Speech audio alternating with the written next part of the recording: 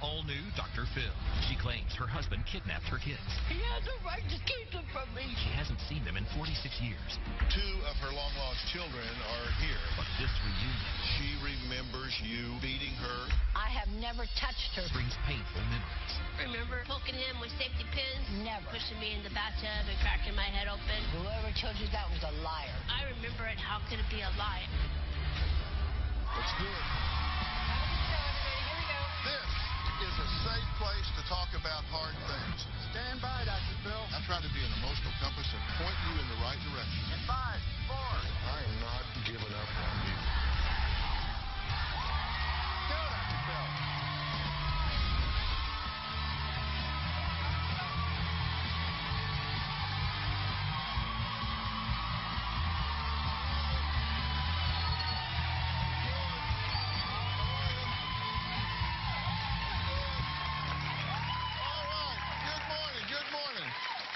Today, we are getting to the bottom of a decades-old family mystery. Now, this is Dottie, her husband Bill, and her 3 children, Tommy, Teresa, and Tim.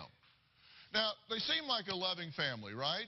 But 45 years ago, Dottie disappeared. The children always wondered what happened to their mom, obviously, right? Did she abandon them? Did she die? What happened to them? Well, it turns out that Dottie really didn't disappear at all. She still exists. In fact, she says her ex-husband kidnapped her children, and she has spent her entire life searching for them. Now, she recently enlisted the help of my good friend, Troy Dunn, also known as the Locator, to help find her missing children. What Dottie doesn't know, and I'm going to let you guys in on, is that Troy has found all 3 kids. All right? Now, 2 of them are here today. Teresa is here, and her younger brother, Timmy, is here. But Teresa's memories of Mom, well, they're just not what you might think. My life with my mother was horrible. My mother was a very angry woman. She never smiled. She was mean. She abused me and my 2 brothers. So, if that's true, what kind of reunion is this going to be? Well, Dottie is still in her dressing room. She hasn't been listening or watching. She has no idea that her children have been found. She has no idea that her children are here. But before we meet anyone in this story, I want to hear Dottie's version of this decades-old mystery. Take a look. Bill and I had 3 children. My children were my life. I loved them. The abuse started 6 months into the marriage. If I didn't have supper on the table at 6 p.m., I got knocked around. He kicked me in my stomach when I was 6 months pregnant. He broke my elbow. He broke my wrist and my thumb. One time I was ironing his shirt and he yanked the iron out of the wall and threw it at me. Split my head open. Another time he tried to kill me with a gun. He took out a service revolver and shot me. I have the scar on my arm right here. I had to get out of the situation. When I filed for divorce, I agreed to joint custody. The last day I saw my kids was Thanksgiving of 69. Bill was supposed to pick him up at 2 o'clock. He never returned them. I never saw my kids again. As the days went by, I came to the conclusion that he's left the state. My kids were my life. There isn't a day or a night that goes by that I don't think and wish I knew. And I just hope that somewhere out there, somebody knows. Now, when we tracked down Tim and Teresa, 2 of Dottie's children, they had a very different recollection of their childhood. Take a look. My life with my mother was horrible. She abused me. She abused my brothers in several different ways. My mother fed me bourbon balls and pushed me into the bathtub and cracked my head open. My father had to take me to the emergency room to have stitches put in. I don't remember my mom ever abusing us. I remember what I was told. She used to poke safety pins through my little brother's skin. He's got scars from changing his diaper. My older brother, she nearly drowned him in the bathroom sink. She strapped him on his potty chair and locked him in a closet. She was kind of portrayed to me as crazy, abusive. I was told that she had gone crazy and was in an asylum. The last time that I saw my mother, I was 5 or 6 years old. I remember when I was 5, an officer asking me who I wanted to live with, my father or my mother, and I told them my father because my mother was mean to me. I was 3 when my parents got divorced, so I think my dad did everything in his power to keep the 3 kids with him. There was something that he must not have liked about her, and he moved us out of the situation. Years later, when I went back to visit my grandmother, I said, whatever happened to my mom? And she was like, didn't you know that your daddy kidnapped you from your mother? Your mom was crazy, and she didn't care about you. You're with your dad now, and your dad loves you and is going to take care of you. My dad was a good dad. I loved him very much. My mom was always portrayed to me as a villain. So she's always been a villain in my mind. Okay, it's good to meet y'all. I mean, this is obviously a very important day. You know that we have found your mother. What she doesn't know that we found you. She doesn't know that you're here. She's not listening to this right now. She's not seeing this right now. We have her sequestered, and she's going to come out soon, and I'm going to talk to her. You do have recollections about your mother, correct? Yes. And they are not warm and fuzzy. No, she abused me. She abused my 2 brothers. And when you say she abused you, what did she do that you recall? She pushed me in the bathtub. I cracked my head open. My dad took me to the emergency room to get stitches. Could it have been an accident? I don't think so. You remember it as being a violent sort of thing. She was a very mean woman. She never smiled, never laughed. You said that your brother had scars. He has scars on his side. From the safety you pins. remember that. I used to push her out of the way to change his pants. I'm only 2 years older than he is. Because I didn't want to hear him scream every time she'd change his diaper. And you don't remember this, but you do have the scars. Correct. How do y'all feel about being here today? I don't hold a grudge against her. She is my mother. I gotta let go of what has happened and learn to like her, possibly love her. Even though you recall her being mean and vicious to you and your 2 brothers. I can't get to the top if I don't let go. Look, I want to talk to Dottie alone. I want to get her side of the story. Again, she has no idea at this point that 2 of her long-lost children are even here. And so I'm going to ask Teresa and Tim to wait backstage where they will be allowed to listen to what Dottie has to say. I'm not going to let you see her. Okay. Because I want you to do that for the first time here. But I do want you to have opportunity to listen to her and see what story she tells so you can respond to it when you come out, and then we're going to all get together and try to get to the bottom of this, okay? Sounds good. Are you ready to do that? Absolutely. All right, good deal. So in a few minutes, as I said, Troy Dunn is here, and he's going to bring Dottie out right after the break.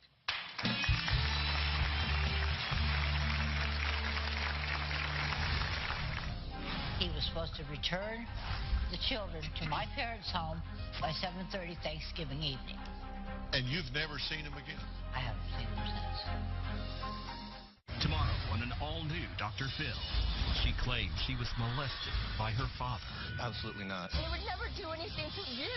Do you think it happened? No. I'm telling you what our father did. He called me a liar. Who's telling the truth? That night, you're drunk, you're high on drugs. I felt violated waking up and seeing my father there. Didn't you say it was still dark in the room? There was light from the street lamp. You can't change your story every time I ask you a question. It was either dark or it was light. That's tomorrow.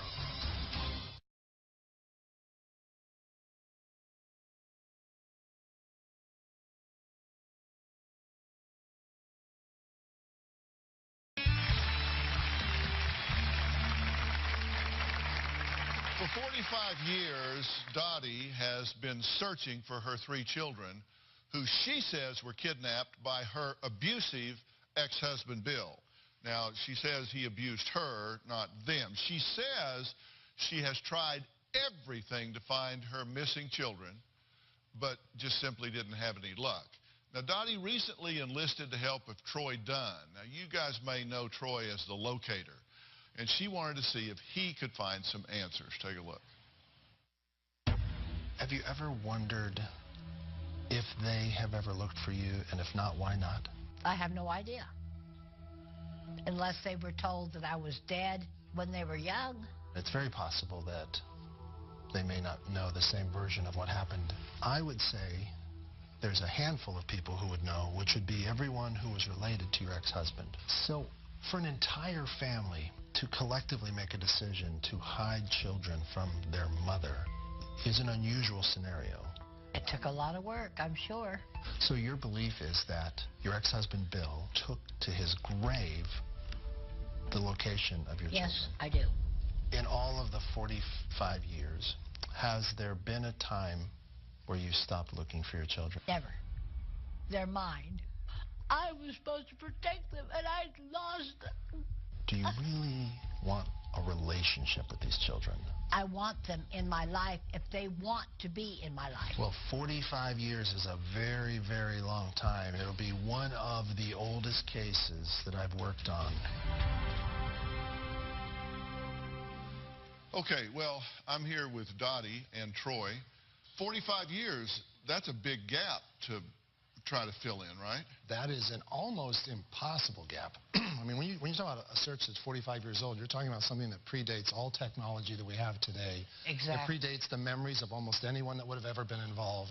So let me find out what happened, because I think this is very important if this is going to come to any kind of fruition.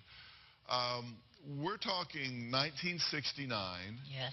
And it's Thanksgiving, right? Yes. And you've never seen him again? I haven't seen them since. You think it's just a routine drop-off It was just to their father? supposed to be his first legal holiday visitation. So this was the first time? The first time. And when did you realize they weren't coming back? What happened? Well, I had to go to work.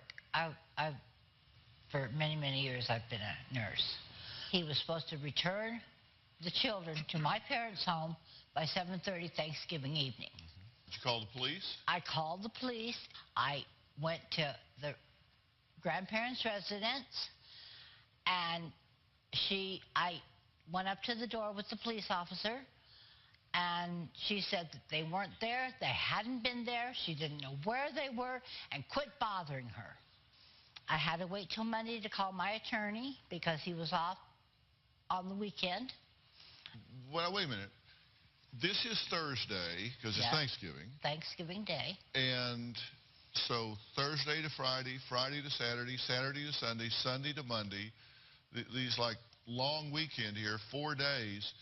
Right. You don't do anything? The police contacted both my attorneys. My attorney called me and said that there wasn't anything he could do till Monday. He couldn't even get a hold of my ex's attorney.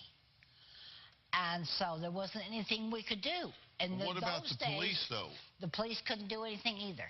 They could not step in because it was a domestic thing, and they didn't get involved in those days. Okay, but did you file a missing persons report? I did, and they said that it wouldn't do any good till after 72 hours. So you're just in a vacuum. That's right. Did you drive around and look? Did you go back over to the house? I went back to his parents' house. I went and knocked on the door, and they said if I didn't leave them alone, they would call the police. I told them, go ahead. I wasn't hiding. I had never hidden. Because I'm just, this was 1969. That's right. And I remember 1969. I was 19. At the time. We're the same age then because I was 19 at the time also. Or well, I was like 23, I guess. I was 19 when I got married. So, you're not a young man, I know. But But you don't look old. Well, I think your math is way to hell off. He shot you with a gun? Yes, he did. Why did he do that? He was angry because I was putting the wrong clothes out that he was supposed to wear that night to work.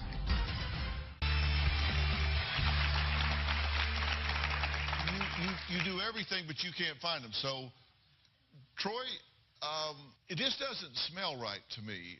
She knows where the parents are. The police are there.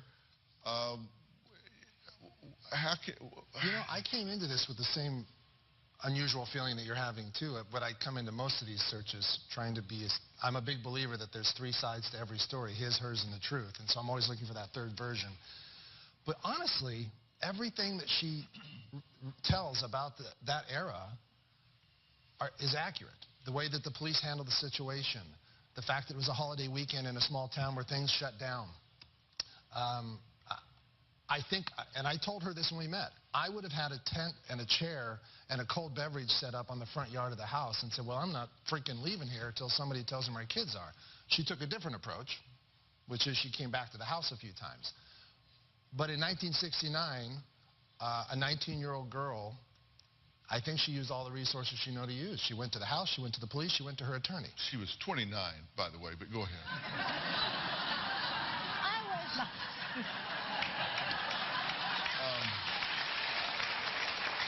Go ahead. He said I was old enough to know better, but too young to care is what there he said. There you go. Well, he gave away your secret. I didn't. I just want to make sure you were clear. I actually believe that Dottie did everything she could do at that, short of kicking in the door. I think she did all she knew to do at that point in her life. 45 years have passed here. Have you continued to look? I was just going to say, it doesn't mean I stopped looking. Yeah. You did keep looking? Always. I mean, was this an everyday thing and every week thing and every month thing? Every single day that I could take off work, Did you find him? No. Did he change his name? I have no idea. How long were y'all married? 9.5 years. Okay. So you knew his social security number? You had records? I have no idea what his social security number was because he kept it hidden, and every time he'd change clothes, he'd make sure that all his personal stuff was in another area so I didn't see it. Yeah. He was like... He shot you with a gun? Yes, he did. If I mess up my jacket, they'll get mad. Well, no, you do. You do have a scar there. Yeah, there's a scar in my something arm. happened to your arm there, no doubt about it. Why did he do that? Because he was angry because I was putting the wrong clothes out that he was supposed to wear that night to work. Are you ever going to give up till you find these kids? Never. Why is it so important to you? They're mine. He has a right to take them.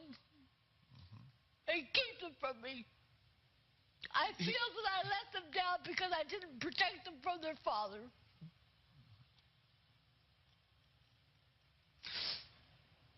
And you're going to want them, if you ever find them, you're going to want them to know. That's right. That you looked. That's right. And I never abandoned them. I've always loved them. I'll always love them. They're mine. God gave them to me. Do you think he gave them a good life? I have no idea. I have no idea. I have no clue.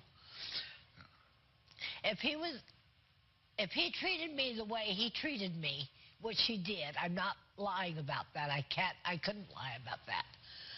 How do I know how he treated his own children? All right, well, let's take a break. Coming up, Troy has some information for Dottie about her kids, but it just may not be what she thinks. We're going to find out more when we come back. And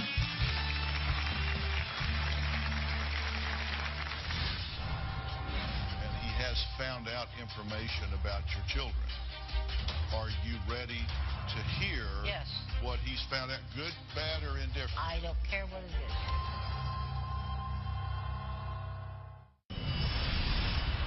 My second husband was an angel from God. He was real supportive of me because I miss being a mom. I wanted to be a mom to somebody. I applied and was accepted as a foster parent. I have not stopped looking for my children. I'll continue looking for my children. My life is hollow without my children. Not only incomplete, it's totally hollow. I know that I have surrogate grandchildren and children. And they're smart kids, and they're bright kids, and they love me, and I love them. But nobody can ever replace what came from your body. 45 years ago, Dottie says her 3 children were kidnapped by her ex-husband, Bill. Dottie says that she has spent over 4 decades searching for her missing children, but had no luck. So she reached out to my good friend Troy Dunn, otherwise known as the Locator, and he has found out information about your children. Are you ready to hear Yes. what he's found out, good, bad, or indifferent? I don't care what it is. First off, were you able to identify the existence of these 3 children? Yes, we were able to confirm that there were 3 people with those names. And are they alive? Teresa is alive. Tommy is alive. And Timmy is alive. Oh, thank God. Thank God. I knew they weren't dead. I just knew it. Well, he not only found out they're alive, he found out where they were, and of course the question then becomes, do they want to meet you? Did they want to meet me? Teresa and Timmy have said under the right circumstances they would be willing to meet you, and they consider this place, this moment, this time to be the right circumstance, and they are here. Really? They are here. They're here. Would you like to meet them Yes, now? please. Yes, Right. please. Teresa, Timmy, come on out. Oh, my goodness.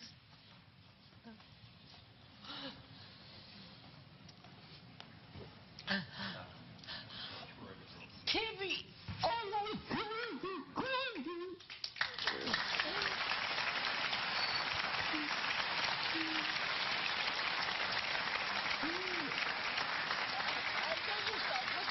I never stopped looking for you, baby girl. Never. Oh, my goodness.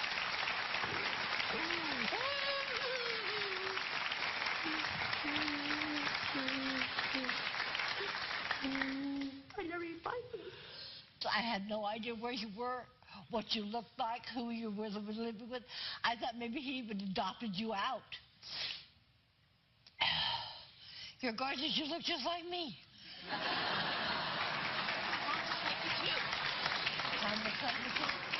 sound like you. Your voice is just like mine. Yes. Oh, my goodness. We even got the same glasses on. I know. Oh, my goodness, my baby girl. I will say before we talk to these folks that your oldest does want to meet you, but he was a little overwhelmed by this environment and doesn't want to do it here, but is willing to talk with you. Correct, Troy? Yep, that is exactly right. I want to ask 3 questions. Okay. Are you married? Yes. Well, I'm divorced now. Been there, done that. Kids. You got 2 kids, boys or girls? 1 boy, 1 girl. How old? My son's 20, my daughter's 18. Wow. I'm a grandma, a real legal grandma. Yeah. And you They want to meet you. Oh, wonderful. I want to meet them, too. No kids. No kids. No, I'm gay. Are you really? Yeah.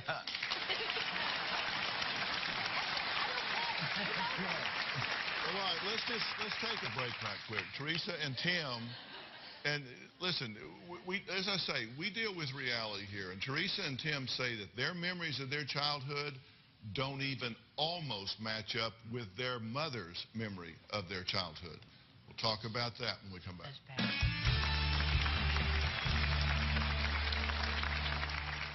Tomorrow on an all all-new Dr. Phil. She claims her dad molested her. Absolutely not. That night, you're drunk, you're high on drugs. Okay, you don't know how he did it. No, I don't know. Then how do you know that he did it? That's tomorrow. I did think she was dead because nobody has heard from her. Of course, I haven't contacted her either or tried to look for her or locate her or anything. I do wonder why now. Why, after all these years, does she want to make contact with me? I'm 50 years old. I have not seen or talked to the woman in 45 years. That's a long time to go without talking to somebody. I am full of questions.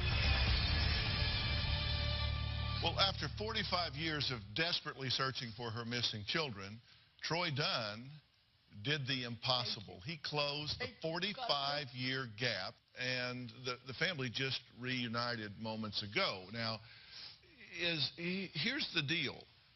These two have a version of history that is very different from Mom. She says that you were flat out abusive of her and her brothers. What do you want to say? You don't remember feeding me bourbon balls and pushing me in the bathtub and cracking my head open? Never. I never did that to you. Whoever told you that was a liar. How could it be a lie? I remember it very well. It wasn't by me. It was by you. No, it wasn't, baby. I swear to God, it was not by... I never touched You don't remember strapping Tommy to his potty chair and locking him in the closet? Never. I never locked anybody in the closet. I got locked in the closet. Your father shot me with a gun in the closet. Remember poking him with safety pins? I never poked When he anybody changed with his safety. pants? No, never. Ever. I didn't ever physically abuse any of my children. Ever. You didn't fight for us, though. I did fight for you. I don't know. I don't know. I've personally never been a parent, but I would have never, ever given up looking for my kids. Ever. I didn't. Even if it was knocking down a door. I did not give you away. You were taken away from me by your father. I never gave you away. I never stopped fighting for you. I've never stopped looking for you. I looked in 3 different counties and 5 different states. He found me. He's the expert. Thank you, Don. Well, but here's the... Listen, this is a relevant question. What he's saying is you didn't know where they had been taken. That's right. But their names didn't change. They were registered in the school system. You would only have to check 50 different states to find them registered in the school system somewhere. And what he's saying is 45 years is a huge gap that it took Troy's amazing expertise to close, but at the time they were missing, you had the ability to call schools. You had the ability to reproduce those records. I did call schools, and I was told that their records were private. I could not touch them. No, you're their mother. Why did they give you Not the in the state of California. You are not a parent unless you have physical custody of that child. That's just simply not true. I don't believe that. That is just simply not true. I swear to God, that is what I was told. You understand that Teresa believes that you didn't look for her because she believes you didn't want her because she remembers you beating her and injuring her as a child. I have never touched her physically, ever. You know, there have been, Dr. Phil, a few pieces of information that have surfaced that kind of, I would imagine, for you two would cause you some concern that maybe what you were told wasn't completely accurate. Sure. I mean, I believe, Tim, you told me that you have vivid memories of your mother coming to the house, knocking on the door, and your grandmother telling you children, it's your mom, go hide under the bed. Correct. Is that true? That's correct. Well, that seems like a mom that was trying in some way to find you. And it seems like somebody trying to hide you, doesn't it? I mean, I don't ever tell my children to hide under the bed. It does. I mean, I think it was probably something that my dad did to protect us. Because in his mind, or what we were told throughout our life, was that Dottie, and see, I've always known her as Dorothy, was abusive. But the point he's making is not whether there was a reason to hide you. Correct. The point he's making is it does validate the fact that she was banging on the door looking for you time and time again. Correct. And you say, why weren't you looking for us? even your captors, which we now know were your captors, were telling you, go hide, she's here again, Correct. looking for you. The question is, what do these folks do now? Obviously, there are issues in the air. Are they too big to overcome? We'll be right back.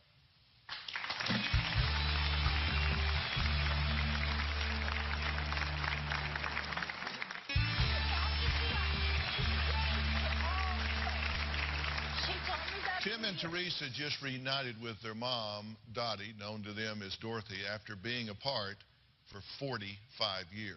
Now, Troy Dunn made this reunion happen, and he's the author of the book Family, The Good F Word, which was recently published, actually, by our publishing company, Bird Street Books.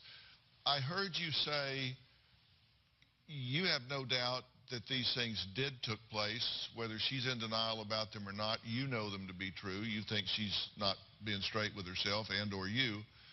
But your point is, whatever. It doesn't matter. I forgive her. You forgive your mother. Exactly.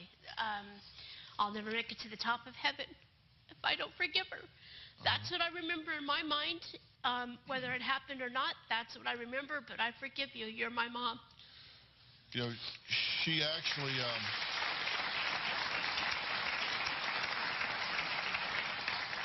She actually held on to some of the toys that you played with at the time. I don't believe I ever played with these. You used to my little dolly in your pocket everywhere. Do you And that I remember my little dolly. you do remember this? Oh yes, absolutely. 45 years your Yep. mother has held on to that doll. Yep. That all by itself has to say something to you. Well, of course. Jim, are you opening to exploring having some level of relationship with your mother? Almost definitely. Yes. And Teresa, you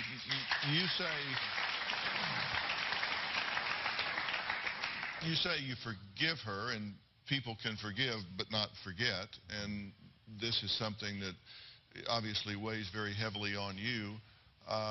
Has this satisfied your curiosity? You need to move on, or are you willing to start a dialogue with your mother and see where it goes? Exactly. I wanna build a relationship with her and see what happens. I would really like my kids to meet her. And you understand that this has to go a step at a time. That's right. Baby steps, honey. Baby steps. I did want to update you on a story that we worked on earlier. 2 years ago, when we met Karen and her husband, Tommy, Karen and Tommy had placed a child for adoption 41 years prior after Karen became pregnant in high school. Now, Karen was diagnosed with stage 4 lung cancer, and so she was desperate to find that son she had placed for adoption before time was up. You two were high school sweethearts. Yes, we met in our junior year in high school. You had a baby. Yes, right after high school. We just weren't ready at the time, So you placed him for adoption. so we did place him for adoption. It's very common that, unfortunately, sometimes people make mistakes when they're young, and then they go off and they go build new lives. But to end up together, married, all these years later, I was very moved by their story. You feel some sense of urgency in this search, correct? Yes, sir, I do. Tell us why. I've been diagnosed with stage 4 lung cancer. I am so grateful to be able to tell you he's alive and he's here. Let me introduce your son, Dave.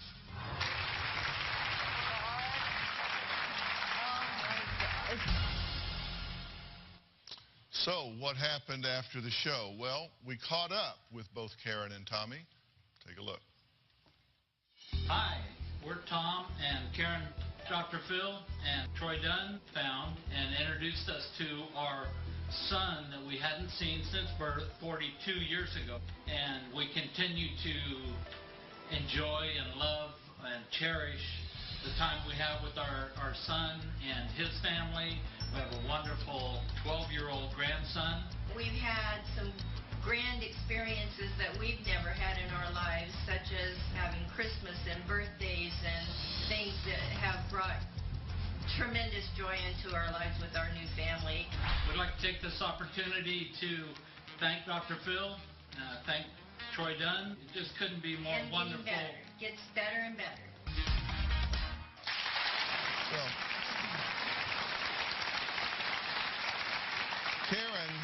Karen is still battling cancer, but she is defying doctors' expectations. We will wish them all of the best. Now, switching gears. Coming up, an embarrassing body issue affecting millions of women and what you can do to manage it. I've said I'm going to answer y'all's questions when you send them in, so I'm getting ready to answer one of your questions. We'll be right back. It's no secret that as you get older, your body begins to change, right?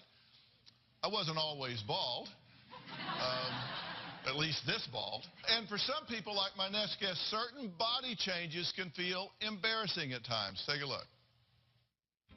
When I get the urge to go to the restroom, I have no time to wait. It's 0 to 60. I have to locate a restroom immediately. Laughing, coughing, sneezing will all result in a certain amount of leakage. The incontinence will range from a little bit of leakage to a full release of my bladder. In the past year, I've had to throw away between 10 and 12 pair of underwear. My kids know me from my various dances and facial expressions as I feel the urge coming on. It's a kind of traditional John Wayne cowboy walk. I then go to the mermaid. My knees are pinched together, and in the unfortunate event of an accident, I just kind of walk like a zombie until I get to my location to clean up. I feel it's hard for women to talk about this topic because of the stigma. I believe it is taboo. Is this type of incontinence normal? If so, how do I move past the stigma and start living my life again? Well, Cindy's here along with Dr. Rachel Ross from the medical show, The Doctors. Good to see you again. As well as author and journalist Barbara Hannah Grefferman. So welcome to all three of you. Barbara, what do you say about this? Well, you know, thank you so much for bringing us all together to talk about this very, very important thing that actually happens to over 40% of women over 40, believe it or not. And it's a sensitive bladder, also known as incontinence, that can also cause a bladder to leak. And that happens very often. And it can be a result of weight gain, childbirth, some medications that you're taking. Yes. It can be a side effect of another common illness.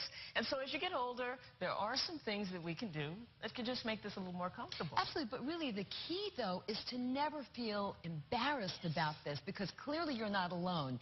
No. Millions and millions of women are also going through this, and that's essential. You never want to stop living your life.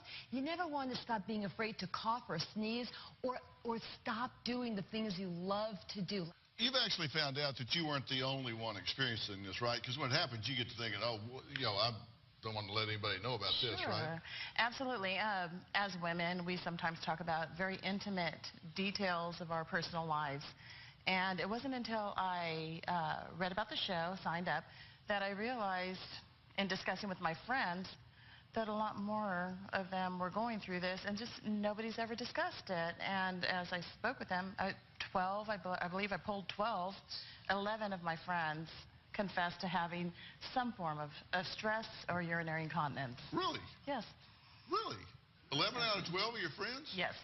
Rachel, there are different treatment options, right? Absolutely. There are plenty of different treatment options out there, including behavioral treatments. And if you've spoken to your doctor about that, bladder training is one big thing that we do, and also pelvic floor strengthening. The pelvic floor muscle exercises are something every woman should be doing, whether they have this or not.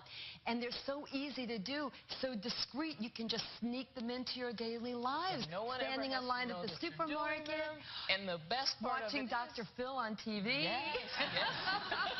All of those things. All and of course, there are some quick Please don't make her laugh. Exactly. But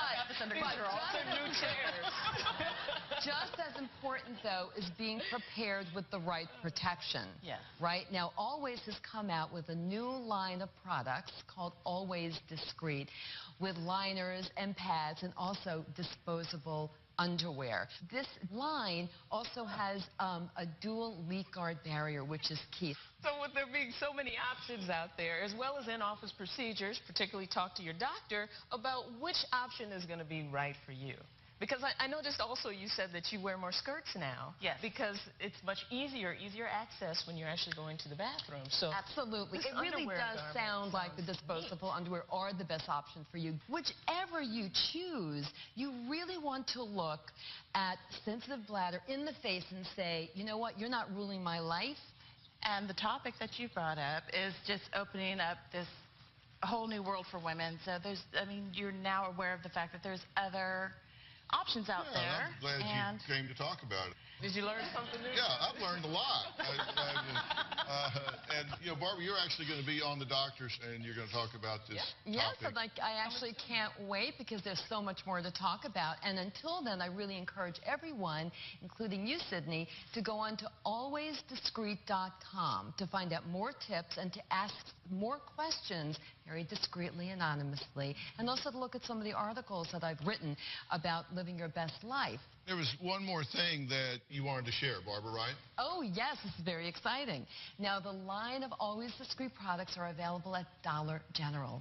And I'm very, very pleased to tell you that everyone here in the audience is leaving today with a gift card from Dollar General for $75. Thank all of my guests for being here today, especially my good friend Troy Dunn. Troy and his team continue to stand ready to help those searching for a long-lost loved one. You can reach Troy at troythelocator.com. Troy's book, Family, The Good F Word, is available through our own publishing company, Bird Street Books. I'd also like to thank Dr. Rachel Ross and Barbara Hannah Grufferman. Thank you guys for enlightening everybody on this, and thank you for being willing to talk about it. For more information on today's show, be sure to check out drphil.com. We'll see you next time.